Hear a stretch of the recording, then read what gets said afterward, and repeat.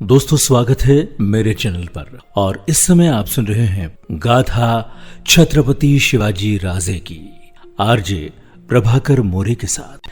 जब शाइस्ता खां को इस पराजय का समाचार मिला तो उसका दिल टूट गया और निरुत्साहित होकर यशवंत सिंह को झूठी शिकायत करने लगा। पहले तो औरंगजेब ने इन दोनों को वापस बुला लिया और उनके स्थान में अपने पुत्र मुअज्जम को रवाना किया, परंतु फिर शाइस्ता खां को बंगाल का शासन देकर यशवंत सिंह को मराठों के मुकाबले के लिए भेजा। परंतु यशवंत सिंह को भी पूरी सफलता न मिली कि वो शिवाजी को पहाड़ी किले से निकाल बाहर करता। अंत में लाचार होकर अपनी सेना का कुछ भाग चाकन और जूनर के किले पर छोड़कर शाही सेना का औरंगाबाद वापस आना पड़ा। शिवाजी ने विचार किया कि कुछ धन एकत्रित करना चाहिए, क्योंकि लगातार संग्रामों और दौरों से उनकी सेना को माल हाथ लगने का कोई भी अवसर नहीं मिला था।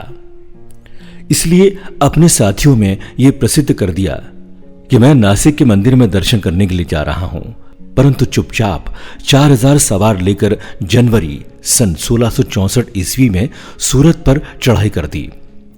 सूरत इन दिनों खूब दौलत से भरा था। 6 दिनों तक शिवाजी ने बराबर शाही शहर को लूटा और बहुत सा माल लेकर अपने रायगढ़ के किले में, जो कि उस समय ठीक बन चुका था, आ पहुंचे। उस समय अंग्रेज और डच लोगों ने अपनी बस्तियों को बहुत मुश्किल से बचाया, नहीं तो और भी बहुत सा धन हाथ आता। लौटने पर शिवाजी को समाचार मिला कि उनके पिता शिकार खेलते समय घोड़े पर से गिर जाने के कारण मर गए। शाहजी की मृत्यु सुनकर शिवाजी पितृवश की अंत्येष्टि क्रिया में लग गए। इस काम से छुट्टी मिलने पर शिवाजी ने कुछ दिन तक राज्य का प्रबंध किया। इसी अवसर पर उन्होंने अपने लिए राजा की पदवी तजवीज की और अपने नाम का सिक्का चला दिया। इस प्रकार 20 वर्ष के भीतर एक यवन राज्य के जागीरदार के होनहार पुत्र ने केवल बुद्धिमत्ता और ईश्वर प्रदत्त शक्ति व वीरता से अपने और जाति के शत्रुओं से लड़ भिड़कर और मार काट करके एक हिंदू राज्य की नींव डाली और अपने आप को पहला हिंदू राजा बनाया। पॉकेट एफएम पर इस समय आप सुन रहे हैं गाथा शिवाजी राजे की, आरजे प्रभाकर मोरे के साथ।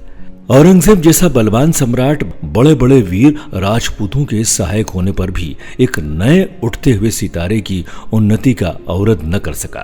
अवरोध करना तो दूर रहा, शाही सेना के मुकाबले शिवाजी को बहुत से अवसर अपनी वीरता और धीरता और बुद्धिमत्ता के दिखलाने के लिए मिले।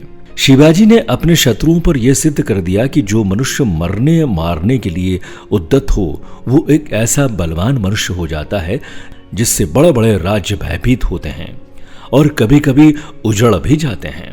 उसने अपने कामों से सिद्ध कर दिया कि 16वीं शताब्दी के हिंदुओं में भी कुछ महाभारत और रामायण काल के हिंदुओं का रक्त शेष था। यद्यपि सामान्यतः उनका रक्त बिगड़कर सड़ने लग गया था, परंतु फिर भी जरा सी चोट के लगने से ज्वालामुखी पर्वतों के समान उबल पड़ता था और प्रमाद में अंधे होकर बैठे रहे तो मुद्दतों चू न कर सके। चाहे इधर की दुनिया उधर हो जाए, परंतु जब एक बार सामना करने की ठान ले तो प्रलय कर दे। क्रोध से यदि भाल में रेखा हमारे आ पड़े, शीश पर हो शीश, तन पर तन व कर पर कर चढ़े, कुर्तों की बाहें यदि चढ़े, आकाश भी हिल जाएगा। बस उस तरह से ही तुरंत तख्ता जमीन थर्राएगा। जिस प्रकार ज्वालामुखी पर्वत मुद्दतों के विकारों का अपने भीतर लीन करके पुनः एक दिन अकस्मात फूट पड़ता है और अपनी भनक से आगा पीछा नहीं देखता है, उसी प्रकार दक्षिण भारत के वीरों में जो विकार दीर्घकाल से भरा हुआ था वो शिवाजी का रूप धरकर फूट निकला।